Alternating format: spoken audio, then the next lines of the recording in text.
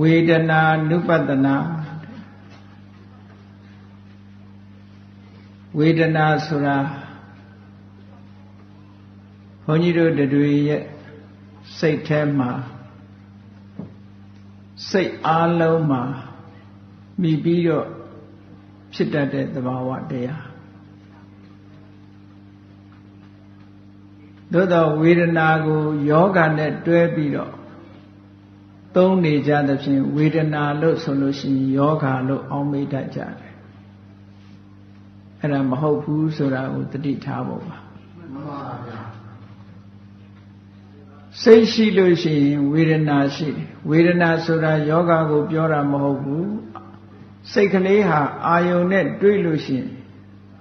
အတွေ့အကြုံကလေးတစ်ခုရသွားတာအာယုန်ဤအရသာကိုခံစားတယ်လို့ဝေဒနာဆိုဒီမှာအာယုန်ဤအရသာကိုခံစားတယ်ဒီလိုအဓိပ္ပာယ်ရှိတယ်အာယုန်ဤအရသာကိုခံစားခြင်းယောဂဝေဒနာမဟုတ်ဘူးလို့မှတ်ထားနော်မှန်ပါဗျာအာယုန်ဤအရသာကိုခံစားတယ်လို့ဆိုတဲ့နေရာမှာအကောင်းရောအဆိုးရောအကောင်းအဆိုးမဟုတ်တာရောစိတ်ရဲ့ခံစားချက်ကလေးတွေ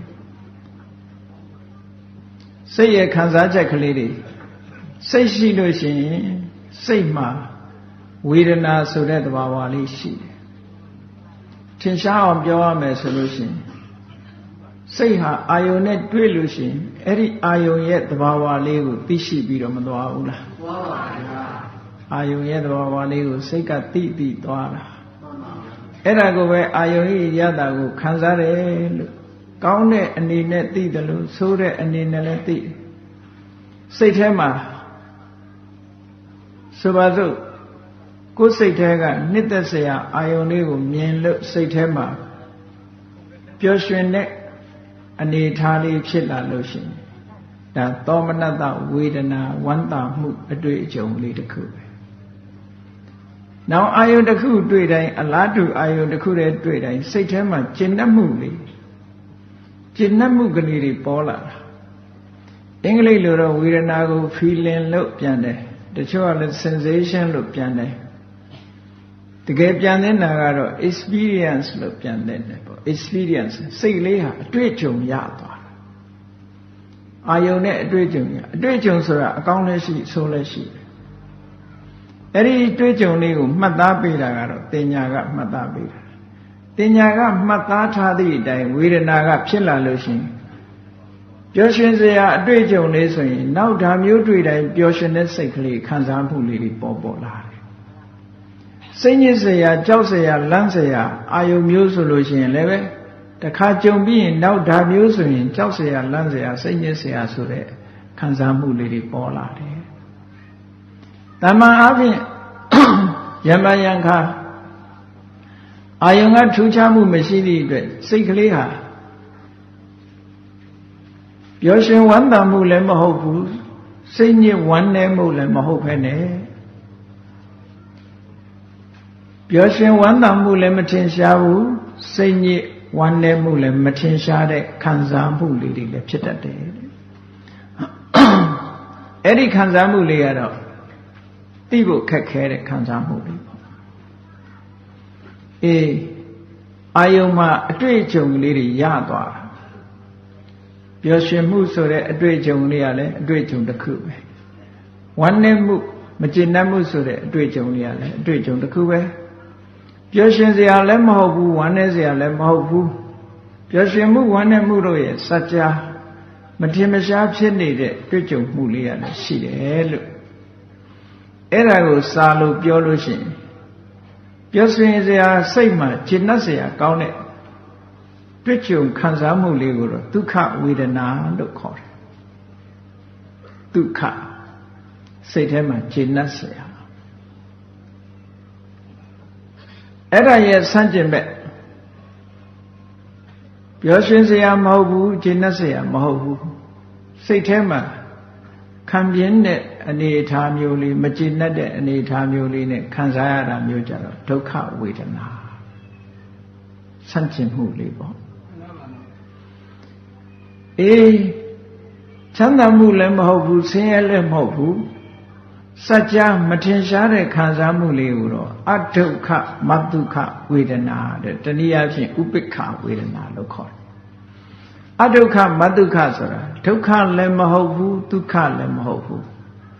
ပျော်ရွှင်ချမ်းမြေ့စရာလည်းမဟုတ်ဘူးစိတ်ညစ်ညူးပြီးမကျေနပ်စရာလည်းမဟုတ်ဘူးတဲ့ဘာမှမထင်ရှားတဲ့ခံစားမှုအဲ့တော့ဝေဒနာနုပဒနာဝေဒနာကိုအဖန်ဖန်ထပ်ထပ်ရှုမှတ်တော့မယ်ဆိုလို့ရှိရင်စိတ်ရဲ့ခံစားချက်ကလေးတွေကိုရှုမှတ်တာကိုပြောတာပဲအာယုန်နဲ့တွေ့လာလို့ရှိရင်စိတ်ရဲ့ခံစားချက်လေးတွေလူတွေမှာထင်ရှားလာတတ်စိတ်ဖြစ်လို့ရှိရင်ခံစားမှုလေးတွေကထင်ထင်ရှားရှားကြီးဖြစ်တယ်ဒါကြောင့်မို့လူတွေပြောတယ်အေးဝမ်းသာလိုက်တာကွာအေးဝမ်းနဲ့စရာကောင်းလိုက်တာကွာဟောပြောကြတယ်လေဝမ်းသာလိုက်တာလို့ပြောတာလဲဝေဒနာကိုပြောတာပဲမှန်ပါဗျာဝမ်းနဲ့စရာကောင်းလိုက်တာလို့ပြောရင်လဲဝေဒနာကိုပြောတာဝမ်းသာစရာလည်းမကောင်းဘူးဝမ်းနဲ့စရာလည်းမကောင်းဘူးဆိုတာကြတော့သိပြီလူတွေမပြောကြဘူးပေါ့ဘာမလို့ဆိုထင်မှမထင်ရှားတာဟုတ်သို့တော့မှတ်ထားဖို့ရကစိတ်ရှိရင်ဝေဒနာရှိတယ်ဆိုတာလေးကိုတော့မှတ်ထားဖို့မှန်ပါဗျာကမ္မထာရိပ်သာတွေမှာတစ်ခါသုံးတဲ့စကားလေးတစ်ခုရှိတယ်ဝေဒနာကုံအောင်မှတ်ဝေဒနာကုံဝေဒနာကြော်ရမယ်ဆိုအဲ့ဒါရည်စုပြီးပြောတာဒုက္ခဝေဒနာတစ်ခုတည်းကိုပြောနေတာနော်မှန်ပါဗျာဝေဒနာဆိုတာကြော်အောင်မှတ်လို့ရပါမလားမရပါဘူးဗျာမရဘူးနော်ဝေဒနာဆို၃မျိုးရှိတယ်စိတ်တွေကုံသွားမှဝေဒနာကုံမှာပဲစိတ်ရှိနေတယ်များဝေဒနာရှိမှာပဲဘာဖြစ်လို့လဲဆိုဝေဒနာဆိုစိတ်ရဲ့ခံစားချက်လေးကိုပြောတာ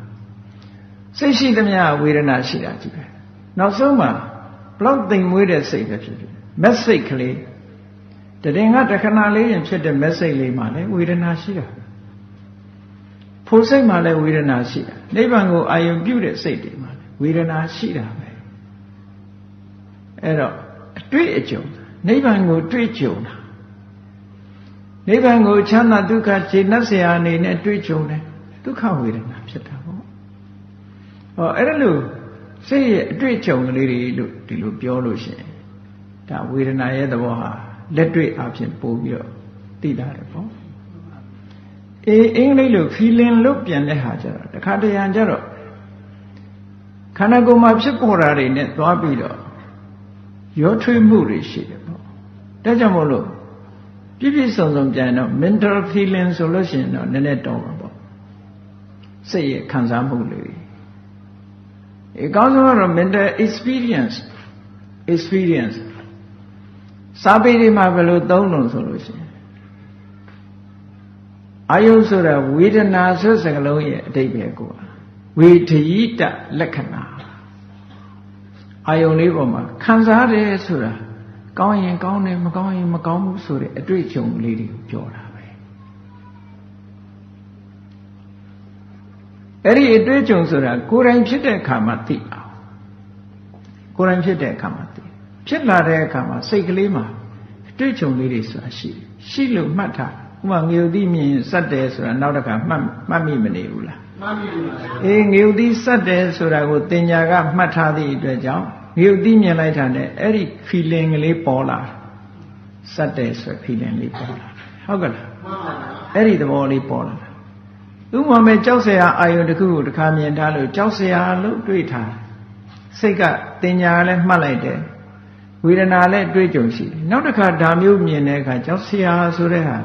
စိတ်ရဲ့ feeling ဟာပေါ်လာပြန်တာပဲမှန်ပါဗျာအဲ့တော့စိတ်ရဲ့ feeling စိတ်ရဲ့ experience တွေကိုဒါဝေဒနာလို့တို့လိုပြောလို့ရတယ်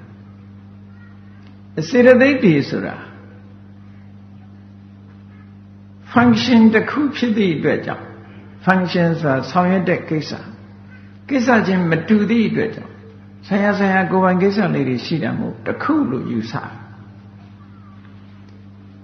တစ်ခုလို့ရည်တွဲရတာတကယ်တော့ပြောမယ်ဆိုလို့ရှိရင်စေတသိက်တွေဟာစိတ်ရဲ့လှုပ်ရှားမှုတွေလို့ဒီလိုပြောမယ်ဆိုပြောလို့ရတယ်စိတ်ရဲ့လှုပ်ဆောင်ချက်တွေလို့ဒီလိုပြောအောင်ဒါဝိဒကရကံကျတော့စိတ်ပဲပြောလိုက်တာပဲစေတသိက်ရဲ့လို့ခွဲပြီးပြောမနေတော့ အဲ့တော့စိတ်ကလေးတစ်ခုမှာဆောင်ရွက်မှုကိစ္စတွေကအတိုင်းအတာအလိုက်အထိစိတ်ရဲ့ဆောင်ရွက်မှုတွေသို့မဟုတ်စိတ်ထဲမှာဖြစ်ပေါ်လာတဲ့အရာတွေဟာ52မျိုးဆိုပြီးတော့စေတသိက်52မျိုးအဲ့ဒီစေတသိက်52မျိုးထဲမှာဒီဝေဒနာဆိုတာလေးကိုတီးတီးတန်တန်ထုတ်ပြီးတော့ကမ္မထမ်းရှုဖို့ဆိုပြီးမြတ်စွာဘုရားကဝိပဿနာရဲ့အာယုံအနေနဲ့ဒီမှာဟောတာတရားမင်းကြီးကိုတက္ကပညတ်တုတ်မှာဟောထားတာလေဝေဒနာကမ္မထမ်းဆိုပြီးတော့ဟောတယ်ဒီဝေဒနာပဲအဲ့ဒီဝေဒနာနဲ့ပတ်သက်လာလို့ရှိရင်နောက်ထပ်မှတ်သားလေ့လာစရာတွေများစွာရှိတယ်မဟာသတိပဋ္ဌာန်တုတ်လေ့လာတဲ့အပြင်ဝေဒနာကမ္မထမ်းနဲ့ပတ်သက်ပြီးတော့မှတ်သားစရာဆိုရင်ဝေဒနာတန်ရုပ်တို့ရှိတယ်ဝေဒနာနဲ့ပတ်သက်ပြီးဟောထားတဲ့ဟာတွေမြတ်စွာဘုရားရဲ့တရားတော်တွေဟာတခါတရံကြတော့စုံစုံလင်းလင်းတထိုင်နဲ့ပြောဖို့ဆိုတာတခဲပုဂ္ဂိုလ်လိုက်တခါတရံမြတ်စွာဘုရားလိုအပ်တယ်လို့လေးဟောတော်တယ်ဒီပုဂ္ဂိုလ်ဒါနဲ့တန်တယ်ဆိုရင်ဒီပုံစံလေးဟောတော်တယ်နောက်ပုဂ္ဂိုလ်ကြတော့နောက်ပုဂ္ဂိုလ်အနေနဲ့ဟောတော်တရားဓမ္မကိုဟောတဲ့အခါပုဂ္ဂလိဇာတရားလို့ခေါ်တယ်ပုဂ္ဂိုလ်ရဲ့ inclination tendency သူ့ရဲ့စိတ်ဆန္ဒသဘောထားတွေစိတ်ညွတ်နေမှုတွေကိုကြည့်ပြီးမြတ်စွာဘုရားဟောလေးရှိတာတရားမင်းကြီးဟာဝေဒနာကမ္မထံဝေဒနာကမ္မထံဝေဒနာနုပတနာလို့လည်းခေါ်တယ်အဲ့ဒီစိတ်ရဲ့ခံစားမှုလေးတွေပျော်ရွှင်တာလည်းစိတ်ရဲ့ခံစားမှုပဲညစ်တာလည်းစိတ်ညစ်တာလည်းစိတ်ရဲ့ခံစားမှုပဲဝမ်းနေတာလည်းစိတ်ရဲ့ခံစားမှုပဲပျော်ရွှင်တာလည်းမဟုတ်ဘူးဝမ်းနေတာလည်းမဟုတ်ဘူးဝမ်းသာတာလည်းမဟုတ်ဘူးစัจ जा ဟာလည်းစိတ်ရဲ့ခံစားမှုတွေပဲ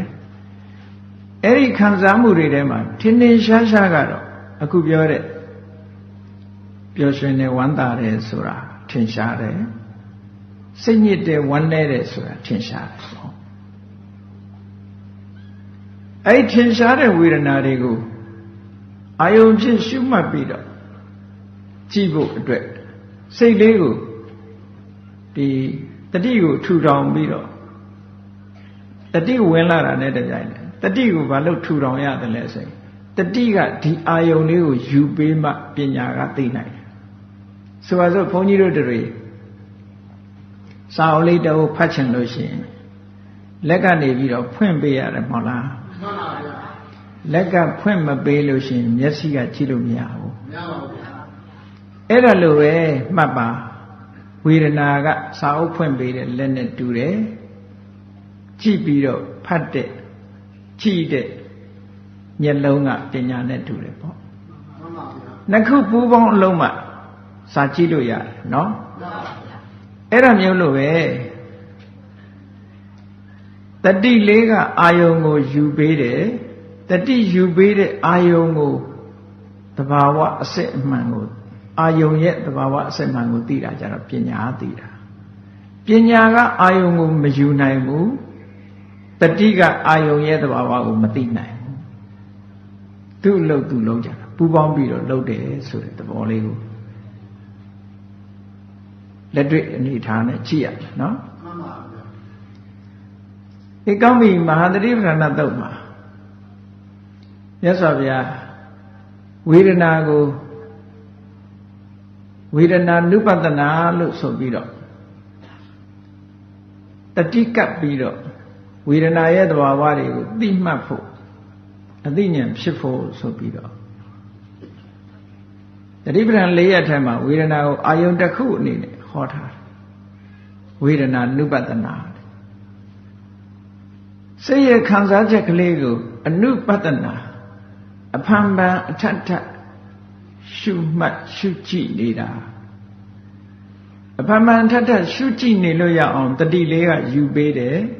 ကြည့်တာကဘယ်သူကကြည့်ဉာဏ်ကကြည့်တာဟုတ်ကဲ့လားမှန်ပါဗျာဒါကိုအနုပတနာဆိုအနုအဖန်ပန်ထက်ထက်တနည်းအားဖြင့်အနုသင်လျော်တဲ့ရှုထောင့်ကကြည့်တာမသိလျော်တဲ့ရှုထောင့်ရှိသေးလားရှိတယ်ဝေဒနာကိုငါလို့တွေးမယ်ဆိုရင်မသိလျော်တဲ့ရှုထောင့်ပဲငါဝေဒနာငါဟာလို့တွေးရင်မသိလျော်တဲ့ရှုထောင့်ပဲအဲ့တော့ဝေဒနာကိုဝေဒနာလို့ကြည့်တယ် ဝေဒနာဟာမမြဲဘူးဝေဒနာဟာဆင်းရဲတယ်ဝေဒနာဟာကိုယ်ဆိုးကိုယ်ပိုင်တဲ့အရာမဟုတ်ဘူးလို့ဆိုတယ်ရှုထောင့်ကကြည့်တာကြအမှန်ကြည့်တယ်လို့ခေါ်တာပေါ့မှန်ပါဗျာအဲ့ဒီဝေဒနာနုပတနာဒါကိုအနုပတနာဆိုတဲ့စကားလုံးကိုသိလျော်အောင်အဓိပ္ပာယ်ယူကြမယ်ဆိုရင်အဖန်မှန်ထထကြည့်တယ်ဆိုတဲ့အဓိပ္ပာယ်အနုပတနာဖန်မှန်ထထကြည့်တယ်နောက်အနုပတနာသိလျော်အောင်ကြည့်တယ်မှန်ကန်တဲ့နိလန်းနဲ့ကြည့်ရှုတယ်အဲ့ဒါလို့ကြည့်ရှုလို့ဖြစ်အောင်တတိကဥဆောင်သွားရတယ်လို့ဒီလိုပြောတာအဲ့တော့ဝေဒနာနုပတနာဒီဝေဒနာလေးပဲခန္ဓာ၅ပါးမှာလည်းကြည့်လိုက်အောင်ခန္ဓာ၅ပါးကိုမြတ်စွာဘုရားဟောထားတာပထမခန္ဓာဆိုတဲ့စကားလုံးနဲ့ဟောတာတစ်ခုဥပါဒါနဆိုတဲ့စကားလုံးလေးထည့်ပြီးတော့ဥပါဒณะခန္ဓာလို့ဟောတာတစ်ခုခန္ဓာလို့ဟောရကြတော့အလုံးကိုကာဗဖြစ်အောင်ဟောလိုက်တာခန္ဓာဆိုတဲ့စကားလုံးကြတော့တဘာဝတရားတွေအလုံးပါဝင်နိုင်သမျှပါဝင်အောင်ရုပ်အလုံးဝေဒနာအလုံးတင်ညာအလုံးသင်္ခါရစေတနာစေတသိက်တွေအလုံးစေတနာကိုဥတည်ထားတဲ့စေတသိက်တွေအလုံးဝိညာဏဆိုတဲ့စိတ်အလုံးဒါတွေပါဝင်အောင်ခန္ဓာအစုaggregate ဆိုတာဟောလိုက်အဲ့ဒါဟောပြီးတဲ့နောက်မှာဥပါဒါနခန္ဓာဆိုပြီးတော့နောက်တော့တစ်ခုဟောတယ်ဥပါဒါနဆိုတဲ့စကားလုံးလေးပါလာသည့်အတွက်ကြောင့်ခန္ဓာဆိုတဲ့စကားလုံးနဲ့ဥပါဒณะခန္ဓာဆိုတာမတူပေဘူးပေါ့မတူဘူးဆိုတာဥပါဒါနဆိုတာတဏှာအမြင်နဲ့ကြည့်တဲ့ခန္ဓာဒိဋ္ဌိအမြင်နဲ့ကြည့်နေတဲ့ခန္ဓာအဲ့ဒီခန္ဓာဟာတဏှာအမြင်နဲ့ဒိဋ္ဌိအမြင်နဲ့ကြည့်လို့အတွေ့အကြုံတွေရပြီးတော့ရှိနေတဲ့အဲ့ဒီခန္ဓာမျိုးတဏှာဒိဋ္ဌိကနေပြီးလွန်မိုးကြီးစိုးနေတယ်လို့ဖြစ်တဲ့တဏှာအမြင်ဒိဋ္ဌိအမြင်တွေနဲ့မြင်နေတဲ့ခန္ဓာဟာဝိပဿနာရဲ့အာယုံဖြစ်တယ်ဒီလိုပြောတာနော်ဝိပဿနာရှုတဲ့အခါမှာအဲ့ဒီတဏှာကနေပြီးတော့အတွေးတွေဒိဋ္ဌိရဲ့အမြင်မှားမှုတွေနဲ့အယူဆလွဲမှားနေတဲ့အတွေးမှားအယူမှားနေတဲ့တွေ့တာမှုတွေနဲ့သွားနေတဲ့ခန္ဓာကိုဝိပဿနာဉာဏ်နဲ့ရှုရမယ်။ဘာဖြစ်လို့ရှုလဲဆိုရင်ခုနကအတွေးမှားနေတာတွေကိုပြန်ပြီးပျောက်သွားအောင်လုပ်တာပဲကြာ။ဒါကြောင့်ဥပါဒณะခန္ဓာဆိုတာဝိပဿနာရှုဖို့အတွက်ဟောတယ်လို့ဒီလိုစာပေတွေမှာဆိုတာ။ဒါနဲ့အမှန်တန်သဘာဝကျတာ။ဟောကိုမမမြင်ဘူးတဲ့နေရာမှာဆွဲလန်းမှုဆိုတာရှိပါမလားမရှိပါဘူးအေးမဟာစီဆရာတော်ဘုရားရဲ့တောင်ရေးထားတာလင်္ကာလေးတစ်ပုဒ်ငယ်ငယ်ရအောင်မမြင်ရရာကိလေသာသူဟာသူငြိမ့်နေတယ်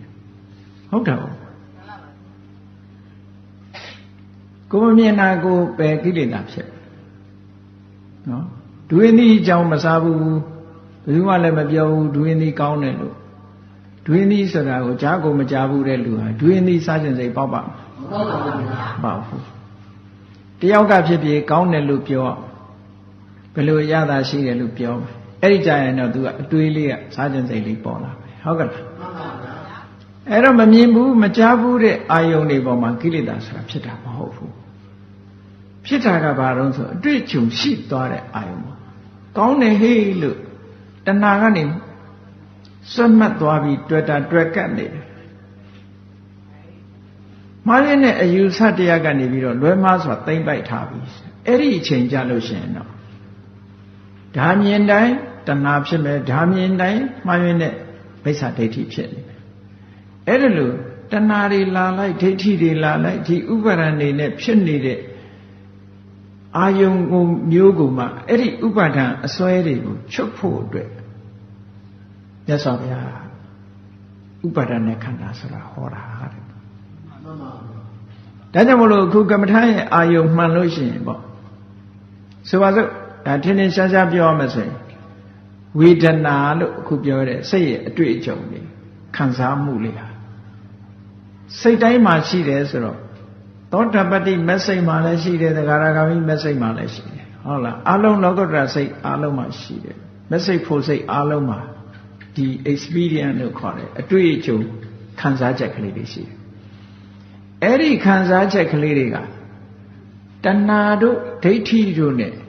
ရှုမှတ်လို့ရတဲ့ခံစားချက်မဟုတ်ဘူးဘာဖြစ်လို့ဆိုကိုယ်မှအတွေ့အကြုံမှမရှိတာเนาะအတွေ့အကြုံမရှိသည့်အတွက်ကြောင့်တဏှာအနေနဲ့လည်းတွေ့တာမှမဟုတ်ဘူးဒိဋ္ဌိအနေနဲ့လည်းမှားရတဲ့အနေမရှိအမတန်မွန်မြတ်ပြီးတော့အမတန်မှထက်မြက်တဲ့ဉာဏ်မြင်နဲ့မှဒီစိတ်တွေဟာအမတန်လေးကျင့်ထားလို့သင်္ခါရအာယုန်တွေပေါ်မှာယွံမုန်းပြီးတော့မှအတိဉာဏ်ဓုနဲ့မှရလာတဲ့တရားတွေဖြစ်တော့တဏှာဆိုတဲ့အတွေးတွေမကတ်နိုင်ဘူးဒီနာမှာနော်မှန်ပါဗျာတဏှာဆိုတဲ့အတွေးတွေမကတ်နိုင်စာပေရပြောမယ်ဆိုလို့ရှိရင်တန်တုံးကြီးတစ်ခုမိရဲနေအောင်ဖုတ်ထားလို့ရှိရင်အဲ့ဒီရဲနေတဲ့တန်တုံးကြီးဟာသွေးရဲလို့ထင်ပြီးတော့ရင်ကောင်ကလာနားရဲပါမလားနားရဲပါဗျာနားရဲဘူးအကြောင်းအားဖြင့်ကြည့်မယ်ဆိုရင်သွေးရောင်ပေါက်နေဒါပဲလို့နားရဲလားလို့ဆိုနားရဲဘူးနားရဲပါနားလိုက်တာနဲ့ပြဖြစ်တော့မှာပဲချက်ချင်းရှဲကနေပျောက်သွားမှာဟုတ်ကဲ့လားမှန်ပါဗျာအဲ့ဒါလိုပဲနိဗ္ဗာန်ကိုအာရုံပြုတဲ့လောကုတ္တရာစိတ်တွေမှာတဏှာဆိုတဲ့အတွေ့အတာအနာမခံရဘူးဒိဋ္ဌိဆိုတဲ့မှားရတဲ့အမြင်တွေမလာနိုင်ဘူးမလာနိုင်သည့်အတွက်ကြောင့်ဝေဒနာနုပဒနာအနေနဲ့ရှုရမှမှတ်ရမှာဟာမက်စိတ်ဖို့စိတ်မှာရှင်တဲ့ဝေဒနာကိုရှုမှတ်ရမှာမဟုတ်ဘူးဆိုတာမထင်ရှားပေဘူးလားထင်ရှားပါဗျာအေးဆွဲလန်းရှိတဲ့နေရာကိုသာလဲထိုအစွဲဖြုတ်ဖို့ဝိပဿနာအလုပ်ကိုလုပ်ကြရတာတသံတရားလုံးမှားလာတဲ့အမှားကြီးကိုဖြုတ်ဖို့ဆိုတာလွယ်လွယ်ကူကူနဲ့ကြွမှာတော့မဟုတ်ဘူးပေါ့မှန်ပါဗျာဒဇနဲ့အားနေတော့နော်လောက်ရအမတန်မှစွဲနေတဲ့အရာကြီးတခုဒဇဝိဒဇဖြုတ်နည်းနည်းချင်းနှဲ့ဒီလိုသွားတာဒီဘဝနှဲ့ထားရင်နောက်ဘဝလွယ်လွယ်လေးနဲ့ဖြစ်မှာပါမှန်ပါဗျာနှဲ့တာဒီဘဝတောင်မနှဲ့ခဲ့ဘူးဆိုရင်နောက်ဘဝနှဲ့ဖို့မရှိဘူးเนาะမှန်ပါဗျာအေးတချို့ကတို့ပါရမီမပါလို့ဆိုပြီးတော့ဒီကမ္မထာအလုပ်ကိုလှုပ်ချင်တဲ့စိတ်မရှိဘူးတို့နဲ့ဉာဏ်မမီဘူးနောက်ပါရမီမပြည့်သေးဘူးနောက်ပါရမီပြည့်မှလုပ်မယ်လို့ဆိုပါရမီကဘယ်တော့မှပြည့်လာမှာမဟုတ်ဘူးเนาะမှန်ပါဗျာဒီဘဝလှုပ်လိုက်တာဟာလမ်းကြောင်းပေါ်ရောက်လာတာလို့ပဲပြောရမှာဒီဘဝနည်းနည်းလေးလှုပ်ထားလို့ရှိရင်နောက်ဘဝများများကြီးရအခြေခံကောင်းနေရကြည့်လေအလုံးနဲ့သိနာပဲရှင်စုလဘဝတ္ထုပဲကြည့်ဖြူစင်တဲ့ပဝါလေးနဲ့ခန္ဓာကိုယ်ကယူထွက်လာတဲ့ချွေးကလေးကိုတုပ်လိုက်တဲ့အခါမှာဖြူစင်တဲ့ပွာလေးမဲညစ်သွားတာကိုတခုသောဘဝမှာသူမြင်ခဲ့တယ်မြင်ပြီးတော့ခန္ဓာကိုယ်ရဲ့အပြစ်တခဏလေးတရင်ကလေးအိုးဒီခန္ဓာကိုယ်ကြီးအကြောင်းပြုပြီးမတန်တန်ရှင်းဖြူစင်တဲ့လက်ကမွာလေးမဲသွားရတယ်လို့ဒီတန်ဝေကစိတ်ကလေးနော်သင်္ခါရတွေပေါ့ခန္ဓာကိုယ်ပေါ်မှာယွံမုန်းတဲ့တန်ဝေကစိတ်ကလေးနည်းနည်းလေးဖြစ်ခဲ့တယ်အဲ့ဒီဖြစ်မှုလေးကရှင်စုလဘလက်ထက်ရောက်ဘဝရောက်လာတဲ့အခါမြတ်စွာဘုရားကဘဝပြူလေးပေးပြီးတော့ဆောင်ရွက်ပေးတာအကြောင်းရှိတယ်အဲ့ဒီဇာလံလေးကိုပြန်ဆက်ပေးတာနော်မှန်ပါဗျာအတိတ်ကိုဖော်ပေးတာအဲ့ဒီအတိတ်လေးကပြန်ပြောမယ်ဆိုလို့ရှိရင်ဘလောက်မှမဖြစ်တော့ဘူးလို့ထင်ကောင်းထင်လိမ့်မယ်မဟုတ်ဘူးဥပနိဒယအာကြီးတဲ့အကြောင်းဖြစ်သွားတယ်ရှင်စုလဘဆိုတာသင်္ကန်းဝတ်လိုက်ကြတဲ့ကညံတုံးသွားလိုက်ပုံတော့ဂါထာလေးတစ်ပုဒ်တောင်မှလေးလကြက်တာမရတော့အောင်ညံတုံးသွားတယ်အဲ့ဒါလောက်ညံနေလေးသွားတဲ့ပုဂ္ဂိုလ်တူဟာဘဝပိုင်းလေးကိုကြည့်ပြီးတော့ထူးခြားတဲ့အသိဉာဏ်တွေသူရသွားတာဘဝနဲ့ဆက်ပေးတာအဲ့ဒါလေးဒီပဲလေပါရမီပဲသူ့အဖို့ပါဟုတ်ကဲ့လားမှန်ပါဗျာဒီပါရမီလေးကိုတန်ဖိုးမရှိတော့ဘူးလို့မအောင်မေ့လေးနဲ့တန်ဖိုးရှိတယ်ဖះနဲ့တွေ့ရင်အဲ့ဒီပါရမီကိုဆက်ပေးလိုက်တာဒါကြောင့်မို့သူတရားရတာပါရမီဒီပဝါလေးနဲ့ပဲရတယ်အဲ့ဒီဇာလန်းကလည်းပဲရှင်စုလဘဇာလန်းကြည့်မယ်ဆိုရင်ဓမ္မပဒအထက်ကထာတို့အထက်ကထာစုံစုံတို့ရှင်စုလဘရဲ့ထေရဂါထာတို့အပဒံတို့ဒါတွေအကုန်လုံးဆက်ဟတ်ကြည့်မှရှင်စုလဘရဲ့ကမ္မထမ်းဟာပေါ်လွင်ထင်ရှားတယ်အနုမို့ဆိုလို့ရှိရင်ပဝါလေးကိုလက်နဲ့ပုတ်ပြီးရဇောဟရဏလို့လုပ်နေတာရဇောဟရဏဆိုတာကဖုံတုတ်ပဝါလေးပါပဲဖုံတုတ်တာအညစ်အကြေးတုတ်တဲ့ပဝါလေးအဲ့ဒါလိုလေးလှုပ်တာကိုပဲစာပေ ဓမ္မပဒအထက်ကရာရဆိုရင်လက်နဲ့ရဇောရဏလို့ပုတ်နေဒါလေးကိုပဲသူကဒီလိုပြောတယ်သို့တော့စာပေကိုစုံအောင်လေ့လာပြီးတော့ကြည့်မယ်ဆိုလို့ရှိရင်မြတ်စွာဘုရားကပဝါပိုင်းလေးပေးလိုက်တာဟာဩရတကတိုင်းရှုဖို့ပေးတာနော်ပထမရှင်သုလဘဟာသမထကျင့်စဉ်ကိုကျင့်တာဘယ်ပေါ်မှာကျင့်ဖျားပေးတဲ့ပဝါပိုင်းဒါဩရတကတိုင်းကျင့်နေဆိုတာသုရပန္တကအပါဒမှာကြည့်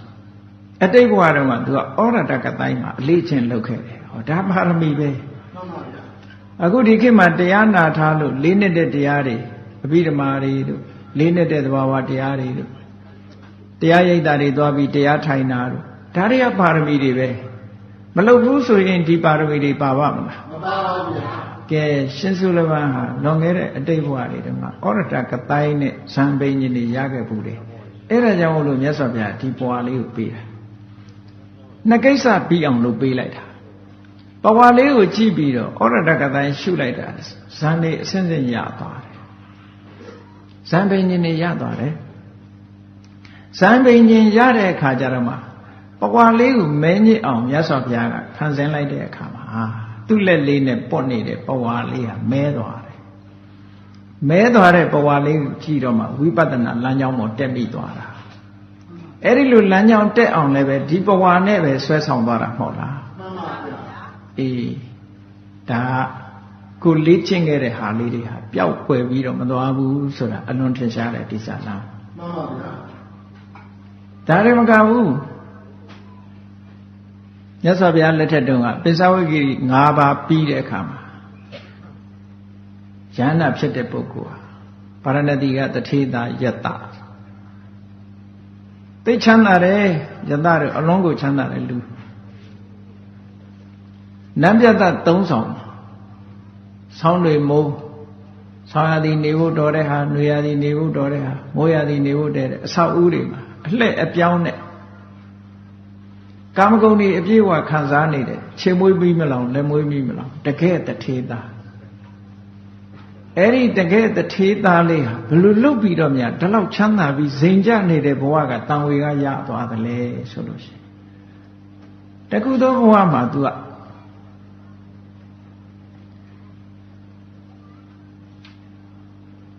အလောင်းကောင်တွေကိုမတကြိုနိုင်လို့တုတ်တံမှာလာပစ်ထားကြတာလေခုခေတ်လိုပေါ့နာရေးကူညီမှုဆိုတဲ့ကိစ္စတွေလုပ်ပြီးတော့အလောင်းကောင်တွေကိုသူကဗော်လန်တီယာလုပ်ပြီးတော့တကြိုပေးတာ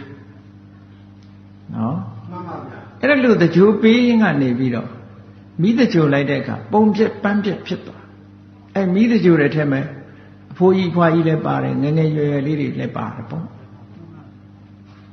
လူဆိုတာအရွယ်မျိုးစုံသိနေတာပဲနော်မှန်ပါဗျာအေးအဲ့လိုအရွယ်မျိုးစုံသိတဲ့ထဲမှာငယ်ငယ်ရွယ်ရွယ်ချောချောလှလှလေးတွေသိမိတကြိုလိုက်တဲ့အခါကျတော့ရုပ်ပြက်စင်ပြက်ကြီးတွေဖြစ်သွားတာလေမိတကြိုတဲ့အခါမှာခုလိုစက်နဲ့တကြိုတာမဟုတ်သည့်အတွက်ကြောင့်ထင်းတဲ့တကြိုတော့အမျိုးစုံတွေ့နေရမှာပေါ့မတွေ့ရပြီဘူးလားတွေ့ရပါတယ်ခင်ဗျာအဲ့ဒါသူ့အတွေ့အကြုံပဲအဲ့ဒီလိုတွေ့ကြုံလိုက်တဲ့အခါမှာအမတန်ချောလှတဲ့ရုပ်အစင်းလေးဟာခုနကပဲချောချောလှလှလေးအခုပျက်စီးသွားပါလားဆိုတဲ့အတုပဆိုတဲ့အတွေးလေးတွေခန္ဓာကိုယ်ကြီးဟာဒုက္ခန္ဓာကိုယ်ကြီးလေဒီတိုင်းပဲအဲ့ဒီသဘောပဲဘာမှမထူးဘူးဒုက္ခနဲ့အဲ့ဒီယုံလောင်းနဲ့ဘာမှမထူးဘူးဆိုတဲ့ဒီအတွေးလေးတွေတန်ဝေကစိတ်အတွေးလေးတွေဝင်ထားတာအဲ့ဒါလေးကပါရမီပဲသူ့ဖို့ပါနော်မှန်ပါဗျာဒါကြောင့်မို့လို့အမတန်မှချမ်းသာတဲ့စံအိမ်ဆောင်မှာနေတဲ့ယတတထေသာထိုးစံအိမ်ဆောင်ကိုတုတ်တန်ကြီးလို့ထင်ပြီးတော့ညတဲ့ကောင်မှာထွက်သွားတာဒီလိုထွက်သွားနိုင်အောင်ဘယ်သူကတွန်းအားပေးတော့ဆိုခုနတုန်းကကုသိုလ်လုပ်ခဲ့တုန်းကစိတ်ဆန္ဒလေးကတွန်းအားပေးတာပျောက်သွားတာမဟုတ်ဘူးနော်မှန်ပါဗျာသူကိုလုံးတဲ့အလုပ်ကမပျောက်ဘူးအဲ့ဒါကြောင့်မို့လို့တရားတော်တို့ထိုင်ရတယ်တရားနှလုံးသွင်းတာပေါ့ပေါ့ရော့ရော့လေးမလုံးနဲ့ပေါ့ကိုယ်စိတ်ထဲမှာနှလုံးသွင်းလို့ရတယ်ထိုင်နေဆိုတာဘယ်နေရာမှာပဲထိုင်ပေါ့ထိုင်သည်ဖြစ်စေအိပ်သည်ဖြစ်စေလမ်းလျောက်သည်ဖြစ်စေတရားဓမ္မကိုမိမိရဲ့ရင်ထဲနှလုံးထဲမှာရအောင်နှလုံးသွင်း အဲ့ဒီနှလုံးသွင်းလိုက်တဲ့ဟာကကိုကတဏှာကြီးနှလုံးသွင်းပြီးနားခြင်းနားမယ်ပေါ့နားပြီမဲ့လို့အဲ့ဒီတဏှာကြီးနှလုံးသွင်းတာပဲဖြစ်စီ10မိနစ်နှလုံးသွင်းတာပဲဖြစ်စီအဲ့ဒီနှလုံးသွင်းမှုအသိဉာဏ်လေးဟာအွန်လိုင်းဖြစ်သွားပြီအကြောင်းညင်ရုပ်ထပြန်ပေါ်လို့ရလာပြီဟုတ်ကလားမှန်ပါဗျာအေးဒါကြောင့်မို့ပါရမီဆိုတာကိုလှုပ်တဲ့အတွေ့အကြုံလေးတွေပဲเนาะမှန်ပါဗျာကောင်းတဲ့ခါလေးတွေလှုပ်ထားလို့ရှိရင်ဒါလေးတွေကနောက်ထပ်ထောက်ကူဖြစ်တယ်ထောက်ကူပြုတ်တယ်လို့ဒီလိုမှတ်မှန်ပါဗျာအေးကောင်းပြီဝေဒနာနုပတနာမြတ်စွာဘုရားခံစားမှုနဲ့ပတ်သက်ပြီးတော့အဘိဓမ္မာမှာဝေဒနာတွေအမျိုးမျိုးဟောထားတယ်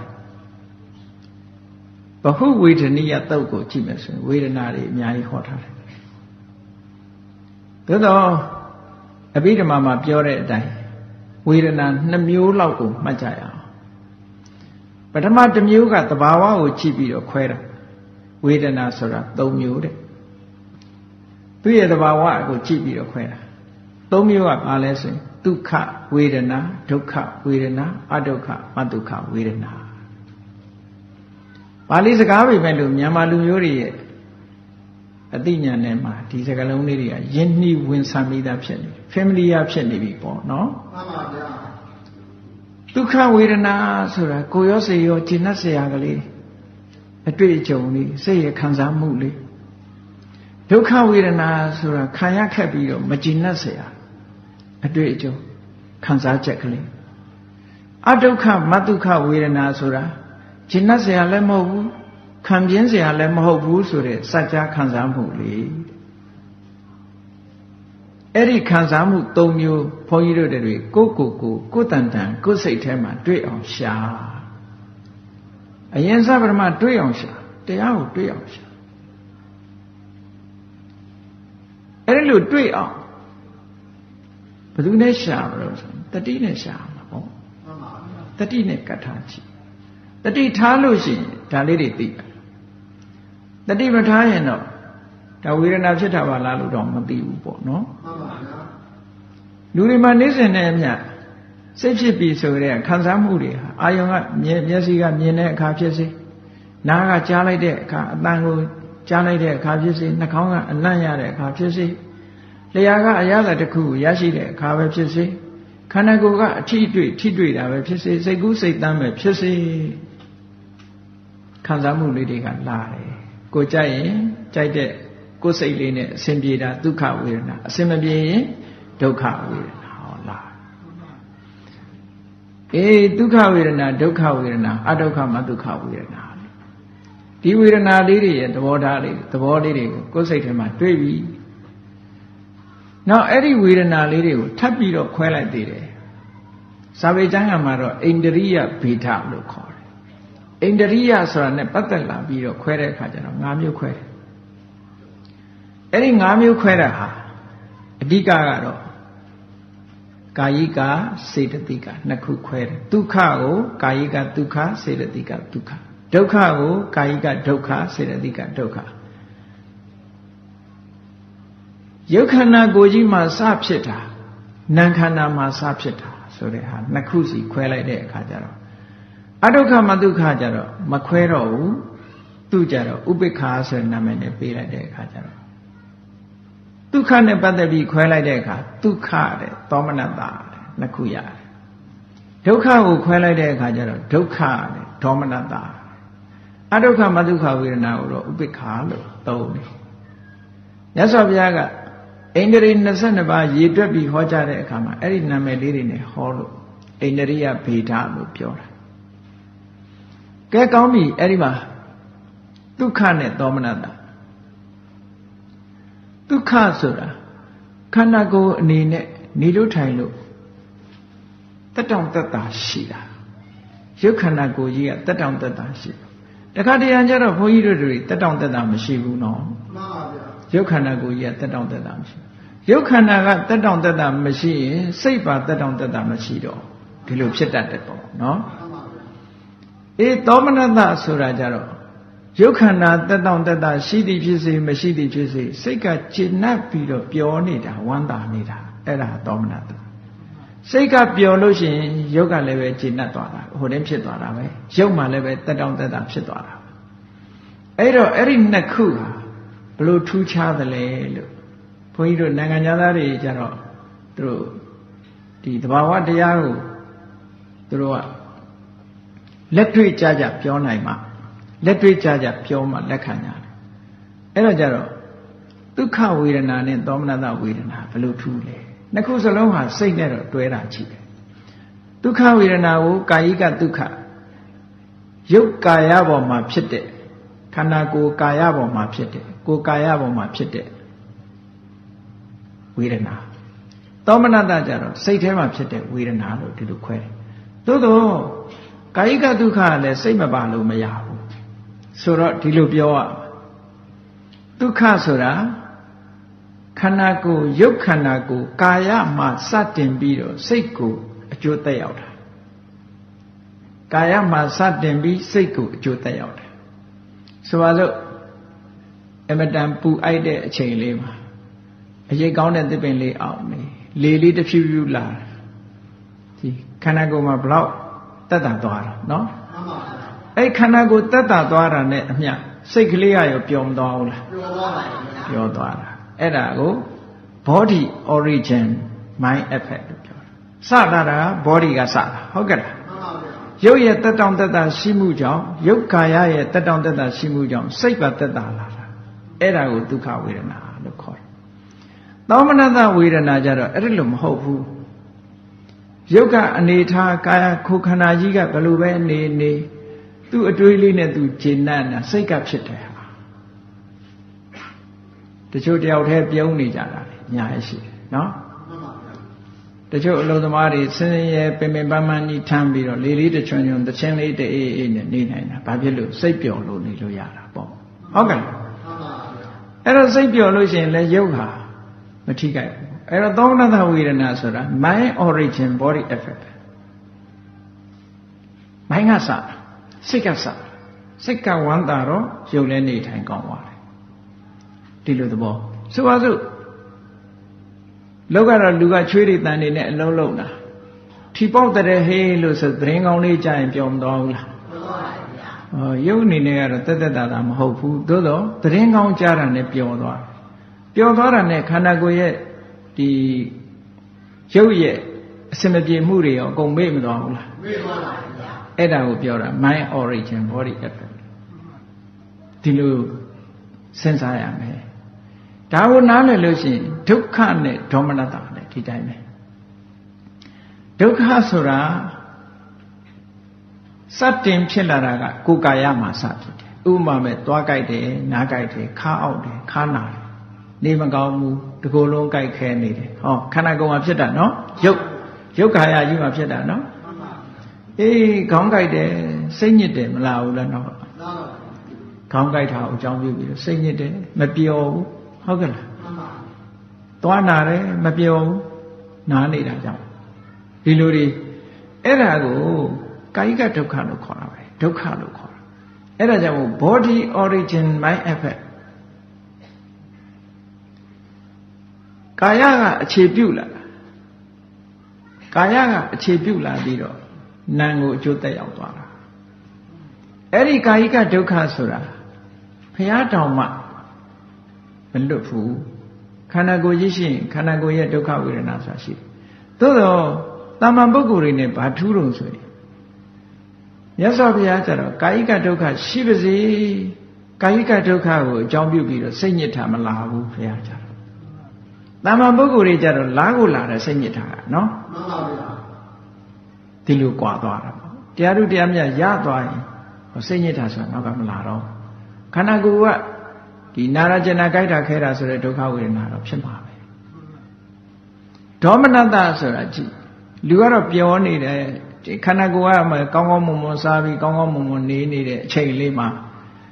ဝမ်းနဲ့စရာသတင်းတစ်ခုကြားလိုက်တာနဲ့တပြိုင်နက်စိတ်ထဲမှာဝမ်းနဲ့မှုဖြစ်မသွားဘူးလားဖြစ်သွားပါဗျာဟော mind origin ဝမ်းနေတာနဲ့တပြိုင်နက်ဒီလူကြီးကလည်းပဲဟိုမလန်းတော့ပြိုကွဲသွားတယ်လဲကျသွားတယ်မဖြစ်ဘူးလားဖြစ်ပါဗျာအေးအဲ့ဒါ body mind origin body effect ရုပ်ထိအောင်ထိကြိုက်သွားတယ်ပေါ့လာတာကစိတ်ကလာတာပဲဒါဒေါမနတာအဲ့ဒါလို့ဘုန်းကြီးတို့တွေရဲ့ဘဝမှာနေ့စဉ်နဲ့အမျှစိတ်ထဲရဲ့ခံစားချက်တွေနဲ့အမျိုးမျိုးနေထိုင်နေကြတယ်အဲ့ဒီခံစားချက်တွေကိုအမှတ်တမဲ့နေကြမယ်ဆိုလို့ရှိရင်တော့ဒီခံစားချက်တွေနဲ့ပတ်သက်ပြီးတော့ကောင်းတာတွေတွေးလိုက်ရင်တဏှာဖြစ်လိုက်မကောင်းတာတွေးလိုက်ရင်ဒေါသဖြစ်လိုက်လောဘဖြစ်လိုက်ဒေါသဖြစ်လိုက်ဒီနှစ်ခုနဲ့သွားမနေဘူးလားအေးလောဘတွေကလည်းကြီးတဲ့ကြီးလာတစ်ခါဖြစ်နောက်တစ်ခါဖြစ်အရှိန်စွာရလာတာနော်လောဘဟာတစ်ချိန်ဖြစ်ရင်ပထမတစ်ချိန်ကသိမပြင်းထန်သေးဘူးဒုတိယအချိန်ကျပြင်းထန်လာတတိယအချိန်ကျပြင်းထန်လာသူကပို့ပြီးတော့တမ်းမာလာခိုင်မာလာဒီလိုဖြစ်တယ်ဒေါသကလည်းစဖြစ်တဲ့အချိန်တုန်းကသိမဖြစ်သေးဘူးတဖြည်းဖြည်းနဲ့ပိုးခိုင်မာလာဖြစ်ပါများလေသူကနောက်ထပ်အချိန်မရွေးဖြစ်ဖို့ရအတွက် experience တွေရတယ်ပေါ့ဒီအာယုံကိုဒေါသဖြစ်ပြီးဆိုလို့ရှိရင်လာပြီလေစိတ်ထဲမှာဘာတွေကိန်းသွားလောဘဖြစ်เสียဆိုပါစို့ဒုက္ခဝေဒနာနဲ့တွေ့ပြီလို့ဆိုလိုက်တာနဲ့တပြိုင်နက်လူတွေမှာဘာဖြစ်ဒုက္ခသောမနတတွေ့တာနဲ့တပြိုင်နက်ကာမရာဂနုတယောအနုသေးတိဟောကြည့်ဒီအာယုံနဲ့ဆုံလိုက်တာနဲ့တပြိုင်နက်စိတ်ထဲမှာအနုတယလို့ဆိုတဲ့သဘာဝလေးအနေနဲ့ကိန်းသွားအတွေ့အကြုံလေးရသွားရင်ကိန်းနေဆိုတာနောက်ထပ်အာယုံအကြောင်းတစ်ခုဆုံလိုက်တာနဲ့တပြိုင်နက်ဒါလေးထပ်လာတော့မယ်ဆိုတာသိကြသွားပြီအဲ့ဒါကိုပြောတာအနုတယဆိုတာဒါကြောင့်မလို့စာပေကျမ်းကမှာအနုရူပံကာရဏံလဘိတဝဥပ္ပစ္စတိအဓိပ္ပာယ်နှမျိုးယူလို့ရတယ်အနုရူပံကာရဏံလဘိတဝသင်လျော်တဲ့အကြောင်းကိုရရှိပြီးဖြစ်လို့ဥပ္ပစ္စတိဖြစ်နေတာဖြစ်သွားတာဒီအာယုံလေးပေါ်မှာတဏှာဖြစ်သွားတာသင်လျော်တဲ့အကြောင်းနောက်တနည်းအားဖြင့်ပြောမယ်ဆိုရင်အနုရူပံကာရဏံလဘိတဝသင်လျော်တဲ့အကြောင်းရမယ်ဆိုလို့ရှိရင်ဖြစ်လာမှာဟုတ်လားဒါကြောင့်မို့လို့အနုတ္တယကိုအနာဂတ်ကိလေသာလို့ပြောတာဒီအတွေ့အကြုံလေးနောက်ထပ်ရရင်ဒီစိတ်ပဲပေါ်မှာပဲဒါပြောတာနော်နှစ်သက်စရာအာယုံလေးတွေတစ်ခါမြင်ထားလို့လောဘဖြစ်ရင်နောက်တစ်ခါဒါတွေ့ရင်ဘာဖြစ်မလို့လောဘပဲလာမယ်မနှစ်သက်စရာအာယုံတွေ့လို့ဒေါသတစ်ခါဖြစ်ပြီးရင်နောက်တစ်ခါလာရင်ရောဒေါသပဲဖြစ်မှာပဲအဲ့ဒါကြောင့်မို့လို့ဒုက္ခယဝေဒနာယပဋိက္ခဏုတယောအနုသေးတိတဲ့ဒုက္ခဝေဒနာမှာဆိုလို့ရှိရင်ပဋိက္ခဏုတယဂိမ်းနေတဲ့ဟောဒုက္ခဝေဒနာနဲ့စပ်ပြီးပဋိက္ခဏုတယလာလိုက်ပြီကိုယ်ဆင်းရဲမှုစိတ်ဆင်းရဲမှုလာလိုက်တာနဲ့ဟောပဋိက္ခဏုတယလို့ဆိုတဲ့ဒေါသလေးကလာပြီပေါ့အခြေအနေတွေပေးလာပြီခုနကတော့ဒုက္ခယဝေဒနာယကာမရာဂနုတယောအနုသေးတိဒုက္ခဝေဒနာနဲ့ကြုံလာပြီဆိုလို့ရှိရင်ကာမရာဂလာပြီတဏှာလာပြီဟောဒီလိုအနေထားလေးတွေကရှောင်လွဲလို့မတတ်နိုင်လောက်ဖြစ်တယ်အဲ့ဒါတွေကိုတတိမထားဘူးဝေဒနာရဲ့သဘာဝတွေကိုမစဉ်းစားနိုင်ဘူးတတိကပ်ပြီးတော့ညာနဲ့မဆုံးဖြတ်နိုင်ဘူးဆိုလို့ရှိရင်ဒါတွေပဲထပ်တလဲလဲလာနေမှာပဲလာနေရင်တဏှာတွေကလည်းအတန်တဲ့တန်လာလိမ့်မယ်ပဋိက္ခဆိုတဲ့ဒေါသတွေကလည်းတန်တဲ့တန်လာလိမ့်မယ်တဲ့ဒါပြောတာအဲ့တော့တန်တရားကလွတ်ဖို့ဆိုတာဖြစ်နိုင်ပါမလားဖြစ်နိုင်ပါဘူးဗျာဖြစ်နိုင်ဘူးဒီဝေဒနာတွေနဲ့လုံးနဲ့ခတ်သွားမှာပဲကြည့်လေပရိစ္ဆေသမုပ္ပါဒ်မှာလည်းဝေဒနာပစ္စယတဏှာလို့ဟောထားတာနော်ဝေဒနာပစ္စယတဏှာလို့ဟောထားတယ်ဝေဒနာပစ္စယဒေါသောလို့တော့မဟောဘူးအဲ့ဒါလို့မဟောတာဘာဖြစ်လို့တော့ဆိုတတ္တဝါတွေမှာအဖြစ်များတာကိုကြည့်ပြောတာမရှိတာကိုပြောတာမဟုတ်ဘူးမရှိဘူးလို့ပြောတာမဟုတ်ဘူးအဖြစ်များတာကိုပြောသို့သောဝိသုဒ္ဓိမေအထက်ကရာကြီးမှာတော့အဲ့ဒီနေရာလေးမှာဘာပြောတော့ဆိုဧကံဒိဋ္ဌလာမှာကတော့ဒေါသတဲ့တဏှာလာဖို့ရပိုရှိတယ်ဒုက္ခိဒုက္ခံပတ္ထယတိဆင်းရဲတဲ့လူကဘာလို့ချင်တာလဲချမ်းသာအောင်လို့ချင်တယ်ဒုက္ခိဘေယောပိအစ္စတိချမ်းသာတဲ့လူကဘာလို့ချင်တာတော့ပိုးပြီးတော့ချမ်းသာတာကိုလို့ချင်တယ်ဆိုဟောဆင်းရဲတဲ့လူကလည်းချမ်းသာပဲ ချမ်းသာပြီးသားလူကလည်းပိုချမ်းသာတာဆိုတော့ဘာတွေပဲလာနေတော့တဏှာတွေပဲလာနေတယ်လို့ပြောတာရေပုံရစကားအနိဋ္ဌာယုနဲ့တွေ့ရင်တော့ပထမတော့ဒေါသလာမှာပေါ့လာပြီးတဲ့အခါနောက်ထပ်ဘာလာတော့ဆိုရင်ရင်တော့ကတွေ့ကြုံခဲ့တဲ့ဒီလူချင်းစရာအာယုလေးကိုမမျှော်ပေဘူးလားမကောင်းတာတွေ့လို့ရှိရင်ဒါကိုမျက်နှာလွှဲပြီးကောင်းတဲ့ဘက်ကိုမျက်နှာမူချင်တာပဲလေအစားထိုးချင်တာအကောင်းတဲ့ပဲအစားထိုးချင်တာအဲ့တော့ဝေဒနာပစ္စယတဏှာပဲလာမှာပေါ့ဒီသဘောကိုပြောတာနော်မရှိမှတ်ဘူးဆိုလို့ရှိရင်ဘုန်းကြီးတို့တွေရဲ့တဏ္ဍာမှာဝေဒနာနဲ့ပတ်သက်ပြီးဒါမျိုးတွေပဲဖြစ်နေမယ်တဲ့ဒါဖြင့်အဒုက္ခမဒုက္ခဆိုတာမသိဘူးဘုန်းကြီးတို့တွေသိဖို့အမှန်တန်ခက်တယ်ဒီကြားညက်နေတဲ့ခံစားဒါမို့အင်္ဂလိပ်လိုပြန်တဲ့အခါကျ unknown feeling သို့မဟုတ် indifferent feeling ထူးခြားမှုမရှိထူးခြားချက်ကိုမသိနိုင်တဲ့ခံစားချက်ကလေးအဲ့ဒီခံစားချက်လေးကမသိရင်သူကအဝိဇ္ဇာဖြစ်တယ်ဒါကြောင့်မို့လို့အဒုက္ခယမဒုက္ခယဝေဒနာယအဝိဇ္ဇာနုတယောအနုတေတိမသိတော့လဲလွတ်လာဆိုမလွတ်ဘူးဘာဖြစ်လဲအဝိဇ္ဇာမသိတာကြတော့အမှောင်ကလာပြီးတော့ဟောအဝိဇ္ဇာနုတယကိန်းနေပြန်ရောဟောမသိလို့မရဘူးနော်မသိလိုက်တာနဲ့တပြိုင်တည်းအဝိဇ္ဇာလာအဝိဇ္ဇာလည်း experience ဖြစ်သွားပြီးတော့ဘယ်တော့မှသိဖို့မရှိတော့ဘူးသူကမသိတာတွေကထပ်လာမှောင်တဲ့မှောင်မှုပဲရှိတော့တာမဟုတ်လားဒါကြောင့်လို့သိအောင်ကြိုးစားရမယ်လို့ပြောတာကဲဝေဒနာ3ပါးဝေဒနာ5ပါးအဲ့ဒါလူတွေနေ့စဉ်ကြုံတွေ့နေရတဲ့ခံစားချက်လေးတွေပဲအဲ့ဒီခံစားချက်လေးတွေကိုကမ္မထာနည်းနဲ့ရှုမှတ်ရမှာကတော့မြတ်စွာဘုရားကဟောဒီမဟာသတိပဋ္ဌာန်3မှာဒုက္ခံဝေဒနာဝေဒယမာနောဒုက္ခံဝေဒနာဝေဒယာမိတိပါသနာတိကိုခံစားနေတဲ့ဝေဒနာကဒုက္ခဝေဒနာလို့ဆိုလို့ရှိရင်ငါဒုက္ခဝေဒနာခံစားနေတယ်လို့သိရမယ်တဲ့ဒါတတိကတ်လို့သိတယ်အသိနော်မှန်ပါဗျာတတိမထားလို့ရှိရင်ငါခံစားနေတယ်လို့မသိဘူးငါပွဲကြည့်နေတယ်ပဲသိချင်သိမယ်နော်မှန်ပါဗျာငါဘာတွေးနေတယ်ပဲသိချင်သိမယ်ဝေဒနာကိုအာယုံစိုက်မိပါမလားစိုက်မိပါဘူးဗျာမစိုက်မိဘူးကိုจิตနဲ့နေတဲ့အာယုံလေးပေါ်မှာပဲစိတ်က remain ဖြစ်နေမှာပဲမှန်ပါအဲ့ဒါကြောင့်မို့လို့မြတ်စွာဘုရားကဝေဒနာဘက်ကိုဥလှည့်လိုက်တတိလေးနဲ့ဥလှည့်ကြည့်ပြီးတော့ဒုက္ခံဝေဒနာဝေရယမနောဒုက္ခံဝေရယာမိတိဝေဒနာဝေရယာမိတိပသနာတိသိပါတဲ့အဲ့တော့သိတာကပညာရဲ့အလုပ်ပဲအဲ့ဒီခံစားနေမှုဆိုတာကိုတတိထားတာကတတိရဲ့အလုပ်ပဲခံစားမှုကိုတတိမထားလို့ရှိရင်သိမှုဆိုတာလာပါမလားမလာပါဘူးဗျာမလာဘူးမြတ်စွာဘုရားကမဟာသတိပဋ္ဌာန်3ပါဝေဒနာကို9မျိုးခွဲတာ9မျိုးဆိုတာအခုပြောတဲ့ဒုက္ခဒုက္ခအဒုက္ခမဒုက္ခအဲ့ဒီ3မျိုးကိုမူတည်ပြီးတော့9မျိုးခွဲလိုက်တာ9မျိုးခွဲတာဘာတော့ဆိုလို့ရှိရင်ဒုက္ခကိုတာမိတာနိရာမိတာတာမိတာဆိုတာကာမဂုဏ်နဲ့ပတ်သက်တာနိရာမိတာဆိုတာကာမဂုဏ်နဲ့မပတ်သက်ဘူးဝေဒနာဆိုတာမျိုးစုံလာတယ်လေနောက်ဒုက္ခဝေဒနာလည်းပဲတာမိတာနိရာမိတာအဒုက္ခမဒုက္ခဝေဒနာကလည်းတာမိတာနိရာမိတာဟောတာမိတာနဲ့ခွဲလိုက်မှာက3မျိုးနိရာမိတာနဲ့ခွဲတာက3မျိုးတာမိတာနိရာမိတာနဲ့မတွဲဘဲနဲ့ထားတာက3မျိုးဆိုဘယ်လောက်ရှိပါ9မျိုးပါဟုတ်ကဲ့လားအဲ့ဒါမဟာသတိပဋ္ဌာန်တို့မှာဝေဒနာကို9မျိုးခွဲပြီးတော့ရှုမှတ်ဖို့မြတ်စွာဘုရားဟောထားတာလေးပါတမန်အားဖြင့်ကာမဂုဏ်အာယုံပတ်သက်မှုတွေကိုမစင်စားဘူးကိုယ်တဏ္ဍာမှာဖြစ်လာတဲ့ဒုက္ခဝေဒနာသည်ဘာနဲ့ပတ်သက်ပြီးတော့ဖြစ်တာလဲမစင်စားဘူးဒုက္ခဝေဒနာသည်ဘာနဲ့ပတ်သက်ဖြစ်တာလဲမစင်စားဘူးအဒုက္ခမဒုက္ခဝေဒနာသည်ဘာနဲ့ပတ်သက်တယ်လဲမစင်စားဘူး pure method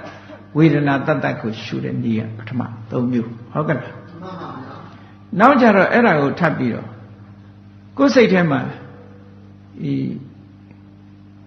ကာမဂုဏ်အာယုန်တွေနဲ့ပတ်သက်ပြီးတော့ စိတ်ထဲမှာပျော်တာမရှိနိုင်ဘူးလားရှိနိုင်ပါဘူးအဲ့ဒါရှိတယ်လို့ကာမဂုဏ်အာယုန်နေနဲ့မှုတ်ပြီးတရားဓမ္မနဲ့ရှုမှတ်ပြီးတော့ပျော်တာရောမရှိနိုင်ဘူးရှိနိုင်ပါဘူးအေး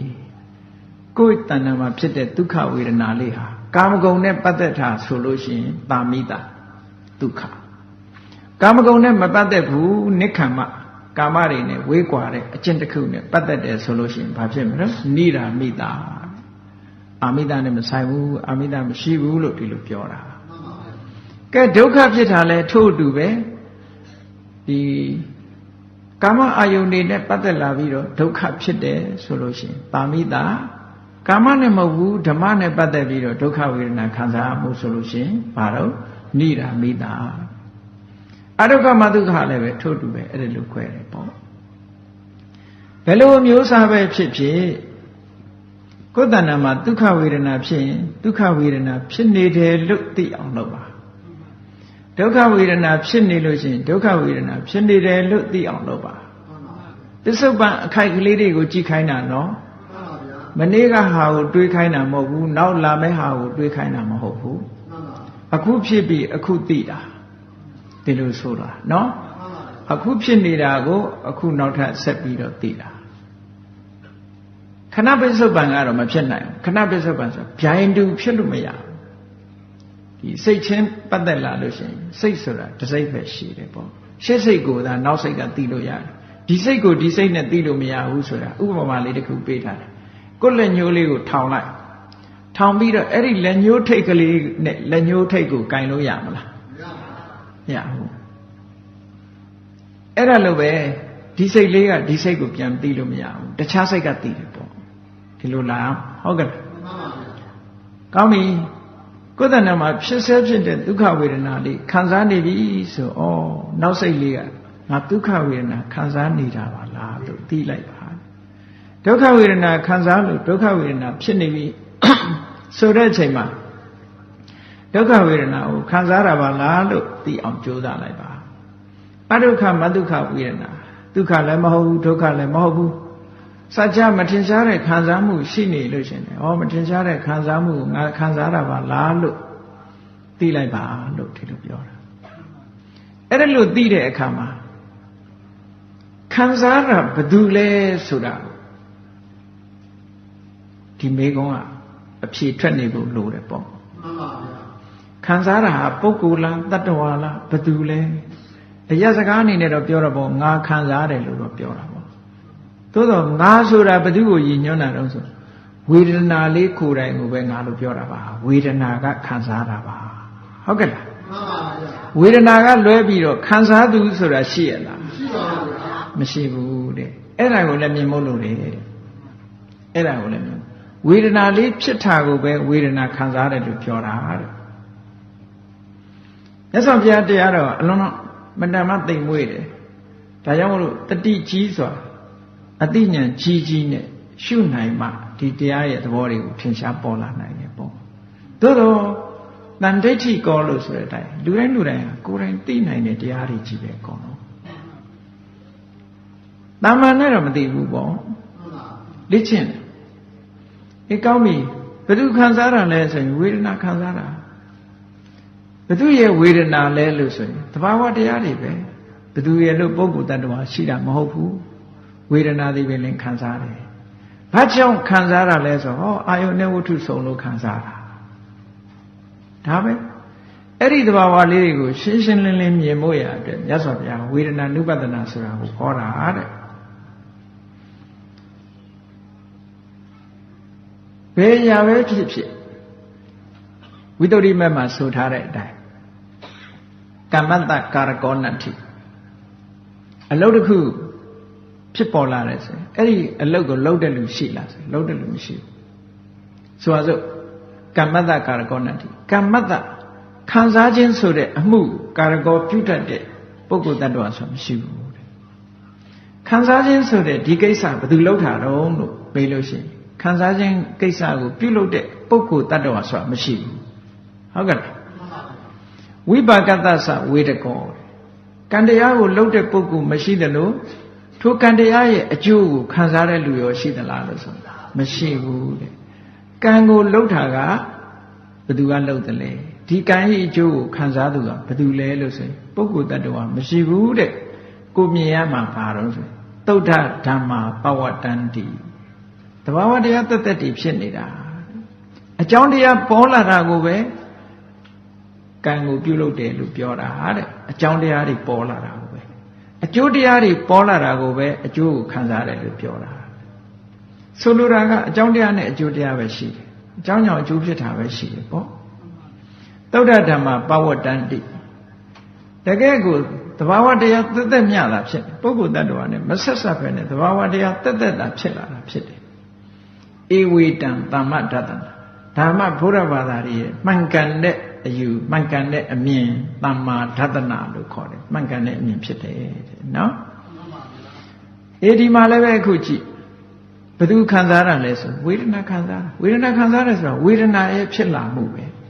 ဒီသဘာဝတရားလေးပေါ်လာတာအကြောင်းပဲပေါ်လာလားဆိုမဟုတ်ဘူးဝတ္ထုအာယုံဆုံးလို့ပေါ်လာဟောဒီလိုလေးအမြင်လေးတွေကိုမြင်ဖို့ရအတွက်ဝေဒနာနုပတနာဆိုတဲ့ကမ္မထံကိုမြတ်စွာဘုရားဟောတာပါတဲ့ဝေဒနာအမတ္တမအရေးကြီးတယ်ဘာဖြစ်လို့အရေးကြီးဝေဒနာကဘယ်ကိုဆောင်းသွားတော့ဆိုတဏှာကိုဆောင်းသွားတယ်ဟုတ်လားတဏှာပဲရောက်သွားလို့ရှိရင်တဏှာကဘာထုတ်လုပ်တာတော့လို့မေးရင်တဏှာသည်ဒုက္ခသမုဒယောပဲဟုတ်ကဲ့လားတဏှာသည်ဒုက္ခကိုဖြစ်စေတာဒါကြောင့်မို့လို့ဒီဒုက္ခကိုအဆုံးသတ်ခြင်းပြီဆိုလို့ရှိရင်ဒီတဏှာမလာမှဖြစ်တော့မှာပေါ့တဏှာလာနေရင်ဒုက္ခတွေလာအောင်မှာပဲဒါကြောင့်မို့လို့ဒီဝေဒနာရဲ့သဘာဝလေးကိုသိအောင်မြတ်စွာဘုရားကခံစားနေတဲ့အချိန်တိုင်းမှာဒါဒုက္ခဝေဒနာကိုခံစားတယ်ဒုက္ခဝေဒနာကိုခံစားတယ်ဆိုလိုတာကဒုက္ခဝေဒနာဖြစ်နေတယ်လို့သိခိုင်းတာပါခံစားတယ်ဆိုတာဒုက္ခဝေဒနာဖြစ်နေရင်ဖြစ်နေတယ်သိပါဒုက္ခဝေဒနာဖြစ်ရင်ဖြစ်တယ်လို့သိပါအဒုက္ခမဒုက္ခဝေဒနာဖြစ်ရင်ဖြစ်တယ်လို့သိပါအဲ့ဒါလို့သိပြီးတဲ့အခါမှာရှေ့တဆင့်တက်ရမှာပါတော့ဆိုအစ္ဆတံဝါဝေဒနာတုဝေဒနာနုပတ္တိဝေဒတိဘိဓာဝါဝေဒနာတုဝေဒနာနုပတ္တိလို့မြတ်စွာဘုရားအစ္ဆတဗိဓာနဲ့ခွဲတယ်ဘုန်းကြီးတို့မနေ့တုန်းကကာယ ानु ဝဒနာနဲ့ပတ်သက်ပြီးအစ္ဆတဗိဓာကိုတစ်မျိုးဒါရွေးတက်ထင်မြင်ချက်ပေးတာပြောတာစာလာပေးလားမဟုတ်ဘူးမှတ်ချင်မှမှတ်နော်စာစကားပေးစကားနဲ့ညီတာကဒါအဓိကကြတယ်နော်အခုဒီနေရာမှာအစ္ဆတဗိဓာဆိုတာကြည့်ဝေဒနာဆိုတာဘယ်သူဝေဒနာပဲဖြစ်ဖြစ်ကိုယ်ဝေဒနာလည်းဒါပဲမဟုတ်လားသူများတဏ္ဍာမှာဖြစ်တဲ့ဝေဒနာရောဒါပဲဝေဒနာဆိုတာတူတူပဲအဲ့ဒါလို့ကိုယ်တဏ္ဍာသူတဏ္ဍာဘယ်သူတဏ္ဍာမှာဖြစ်တဲ့ဝေဒနာပဲဖြစ်ဖြစ်ဝေဒနာပဲဆိုတဲ့အမြင်ကိုမြင်ဖို့မြတ်စွာဘုရားဒါဟောတယ်ဟောပြီးရင်ဝိပဿနာဉာဏ်စဉ်တက်လာတဲ့အခါကျဘာဖြစ်လဲသမုဒယဓမ္မာနုပတ္တိဝါဝေဒနာတုဝိဟရတိဝေဒနာဟာသူ့အတူဖြစ်တာမဟုတ်ဘူးဆိုင်ရာအကြောင်းတရားကြောင့်ဖြစ်တယ်ဒါကအထက်ကထာရဲ့အလုံးနောက်ဖြစ်နိုင်တာကဝေဒနာသမုဒယဓမ္မဆိုတာဝေဒနာလေးဟာဖြစ်ပေါ်လာတဲ့သဘောရှိတယ်ဆိုတာကဝေဒနာရဲ့ဖြစ်မှုကိုမြင်တယ်ပေါ့ဒါဝိပဿနာဖြစ်တာကိုလည်းမြင်တယ်ဝေယဓမ္မနုပတ္တိဝါဝေဒနာဟာပြတ်သွားတာကိုလည်းမြင်တယ်ပြတ်တဲ့သဘောရှိတယ်ဆိုတာကိုလည်းမြင်တယ်သမုဒယဓမ္မသမုဒယဝေယဓမ္မနုပတ္တိဝါအဖြစ်အပျက်နှမျိုးလုံးသဘောရှိတယ်ဆိုတာကိုလည်းပဲရှုမြင်သုံးသပ်ရမယ်လို့ဒီလိုဆိုလို့ဒါကဉာဏ်စဉ်ထက်လာလို့ရှိရင်တမာရီဆောင်ရတွေကောင်းပြီးတော့ဉာဏ်တွေထက်လာပြီဆိုရင်ဒါမြင်လာမှာပဲဒီတိုင်းကြည့်လေဘုန်းကြီးတို့တွေအရာဝတ္ထုတစ်ခုကိုသေးသေးချာချာစစ်ဆေးတဲ့အခါဆိုပါစို့ပကံလေးတစ်လုံးဆိုတာပကံလေးတစ်လုံးကိုသေးသေးချာချာတာမန်ကြည့်လိုက်လို့ရှိရင်အော်ဒါပကံလေးတစ်လုံးပဲလို့ကြည့်တန်းတန်းသေးချာစစ်ပြီးတော့အထက်အောက်လှန်လောပိတ်ကြည့်မယ်ဆိုရင်ဘယ်နားမှာအပဲ့လေးရှိတယ်ဘယ်နားမှာအရွယ်လေးရှိတယ်စသဖြင့်မသိနိုင်ပေဘူးလားသိနိုင်ပါဘူးဘယ်နေရာလေးကကလေးရှိတယ်ဘယ်နေရာလေးကအစင်းကြောင်းရှိတယ်ဆိုတာအသေးစိတ်မသိဘူးလားသိပါဘူးscrutinizeအသေးစိတ်ကြည့်လိုက်တဲ့အခါကျတော့ကုန်မြင်လာခုလည်းအသေးစိတ်ကြည့်တဲ့အခါကျတော့မြင်လာတဲ့သဘောလေးတွေပဲဝေဒနာဖြစ်သွားတာလည်းမြင်လိုက်တယ်ပြတ်သွားတာလည်းမြင်တယ်ဖြစ်တာပြတ်တာနှစ်ခုစလုံးမြင်တယ်ဟောအဲ့ဒါလို့မြင်လာပြီဆိုတဲ့အခါမှာကိုယ့်ရဲ့တတိတရားလေးဟာဘယ်ပေါ်မှာပဲ ကတ်နေတုံးဘယ်ပေါ်မှာပဲယက်တည်နေတုံးဆိုဝေဒနာရှိတယ်ဆိုတာလေးပေါ်မှာယက်တည်နေရှိနေတဲ့ဝေဒနာလေးပေါ်မှာပဲယက်တည်နေတယ်ဝေဒနာကနေပြီးတတိဟာခွာမသွားဘူးဝေဒနာကအာယုံတတိကအာယုံပြုတဲ့စိတ်ပေါ့နော်အဲ့ဒီတတိလေးဟာဝေဒနာဆိုတဲ့အာယုံပေါ်ကခွာမသွားဘူးတဲ့အဲ့ဒီလိုခွာမသွားတာဟာသူကတွေ့တာလားလို့ဆိုမဟုတ်ဘူးဝေဒနာရဲ့သဘောတွေကိုသိရှိနေဖို့အတွက်ဉာဏ်ဖြစ်ဖို့ ਨੇ အမြဲတမ်းတတိထားနေဖို့ထပ်ဆင့်ပြီးတော့တတိတွေလာနေဖို့တတိထားဖို့ရာအတွက်ဝေဒနာရှိတယ်ဆိုတာမှတ်သားနေတယ်လို့ဒီလိုပြောတာเนาะမှန်ပါဗျာအေးဝေဒနာနဲ့ပတ်သက်ပြီးတော့အနိတ္တိတောသဝိဟရတိတဲ့တဏှာဆိုတဲ့အတွေးလည်းမလာတော့ဘူးမှားယွင်းတဲ့အမြင်တွေငါဆိုတာလည်းမလာတော့ဘူးအဲ့ဒီမှားတဲ့အတွေးတွေလည်းမလာဘူးတွေ့တာတဲ့လိုချင်တဲ့အတွေးတွေလည်းမလာတော့ဘူးတဲ့လုံးဝတဏှာနဲ့ဒိဋ္ဌိကနေပြီးလွတ်သွားနသလောကိကိဉ္စီဥပါတိယတိဝေဒနာနုပဒနာကိုရှုလိုက်တဲ့အခါကျတော့ဝေဒနာပေါ်မှာအခုလို့ရှုရင်းနဲ့နောက်ဆုံးဟာလောကကြီးတစ်ခုလုံးပေါ်မှာသို့မဟုတ်လောကဆိုတဲ့ဝေဒနာဆိုတဲ့လောကအပေါ်မှာဆွဲလန်းတယ်ဆိုတဲ့အရာတစ်ခုမှမရှိဘူးဥပါဒဏ်တွေလုံးဝကျွတ်လွတ်သွားတယ်လို့ဒါပြောတာเนาะဆွဲလန်းနေတဲ့အတွေးတွေအစိတ်တွေတွေ့တာမှုတွေမှားယွင်းမှုတွေဒါတွေဟာအားလုံးလောကကြီးမှာဘာမှမဖြစ်တော့ဘူးဆိုရင်ဟောစိတ်လေးကကျွတ်လွတ်သွားတာပဲမဟုတ်လားမှန်ပါဗျာဥပါဒဏ်တွေမရှိတော့ဘူးဆိုရင်အစွဲကင်းပြတ်အငြိမ့်တတ်ဆိုတာမတွေ့နိုင်ပြီဘူးလားတွေ့နိုင်ပါဗျာအေးဥပါဒဏ်မရှိတော့ဘူးဆိုရင်ဒါအနုပါဒဝိမောက္ခလို့ခေါ်တာပဲအနုပါဒဆိုတာဘာကိုမှမစွဲတော့ဘူး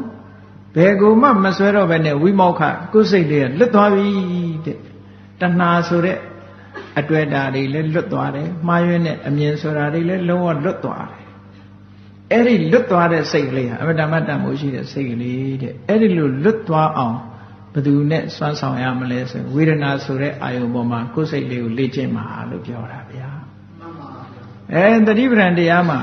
ဝေဒနာပေါ်မှာတတိကပ်ပြီးတော့ဉာဏ်ဉာဏ်သွေးတွေထက်လာအောင်လေ့ကျင့်ပေးခြင်းကိုပဲဝေဒနာနုပဒနာတတိပဋ္ဌာန်လို့ခေါ်ပါတယ်ဒီဝေဒနာကမ္မထာနဲ့ပတ်သက်ပြီးတော့သစ္စကသုတ်တံမှာလည်းမြတ်စွာဘုရားဟောထားတာရှိတယ်အဲ့ဒီမှာဝေဒနာဆိုတာတစ်ခုပြီးမှသာတစ်ခုဖြစ်လို့ရတယ်ဒုက္ခဖြစ်နေတဲ့အချိန်မှာဒုက္ခဖြစ်ပါမလားဖြစ်ပါဘူးမဖြစ်ဘူးဒုက္ခဖြစ်တဲ့အချိန်ရောဒုက္ခဖြစ်ပါမလားဖြစ်ပါဘူးဗျာအေးဒုက္ခကြီးဖြစ်နေတာလည်းမရှိဘူးဒုက္ခကြီးဖြစ်နေတာလည်းမရှိဘူးဆိုင်ရာအကြောင်းတွေကြောင့်မို့လို့ဖြစ်ရတာဖြစ်တော့ကြောင့်သူတို့ဟာသင်္ခတတဲ့တပ်ပစ္စယတဲ့အကြောင်းတရားတွေကဖန်တီးထားတဲ့အရာသာဖြစ်တယ်ဝေဒနာဆိုတာအကြောင်းတရားတွေကလှုပ်ထားတဲ့အရာပဲဖြစ်တယ်ပဋိစ္စသမုပ္ပန္နဆိုင်ရာအကြောင်းကိုမှီပြီးတော့ဖြစ်ပေါ်လာတဲ့အရာသာဖြစ်တယ်ဆိုင်ရာအကြောင်းကိုမှီပြီးတော့ဖြစ်တဲ့အရာမှန်သမျှခရဓမ္မကုံသွားတဲ့သဘောဝေယဓမ္မပြတ်သွားတဲ့သဘောဒါတွေရောမရှိဘူးလားရှိပါဘူးအေးဘယ်အရာမှမမြဲဘူးဆိုတဲ့သဘောကိုအားလုံးမြင်လာလို့ရှိရင်ဝိပဿနာဉာဏ်စဉ်တက်ပြီးတော့အတွေ့အတာတွေအားလုံးကင်းပြတ်ပြီးတော့စိတ်ကလေးဟာလုံးဝလွတ်မြောက်သွားနိုင်ပါတယ်တဲ့ဒါကြောင့်မို့လို့ဘုရားမြတ်စွာရဲ့မဟာတတိပဋ္ဌာနာသုတ်မှာဒီဝေဒနာနုပဒနာဆိုတာကိုဝေဒနာ6မျိုးနဲ့6မျိုးခွဲခြားတော့လည်းပဲဝေဒနာနုပဒနာဝေဒနာကမ္မထာတစ်ခုအနေနဲ့ပဲယူပြီးတော့ဟောတာဖြစ်ပါတယ်ဒါကြောင့်မို့လို့တရားချက်ခင်သူတော်စင်ပြိဿပေါင်းတို့သည်မိမိတို့နေ့စဉ်နဲ့အမျှမိမိတို့စိတ်ထဲမှာအတွေ့အကြုံရှိနေကြတဲ့ဒီဒုက္ခဝေဒနာပဲဖြစ်စေဒုက္ခဝေဒနာပဲဖြစ်စေမြင်သိခက်ခဲတဲ့အဒုက္ခမဒုက္ခဝေဒနာပဲဖြစ်စေအဲ့ဒီဝေဒနာတွေနဲ့ပတ်သက်ပြီးတတိကြီးစွာထားပြီးတော့ဉာဏ်ဉာဏ်လေးထက်မြက်အောင်လေ့ကျင့်ကြမယ်ဆိုရင်မြတ်စွာဘုရားဟောကြားတော်မူခဲ့တဲ့အတိုင်းနောက်ဆုံးဟာအနုပါဒဝိမောက္ခအတွေ့အတာကင်းပြတ်တဲ့အငြိမ့်တတ်ဆိုတဲ့လွတ်မြောက်မှုကိုယ်စီကိုယ်ငါမျက်မှောက်ပြုကြမှာဖြစ်တယ်လို့ယုံကြည်ပြီးတော့ကျင့်ကြံကြိုးကိုအားထုတ်တော်မူနိုင်ကြပါစေကုန်သတည်း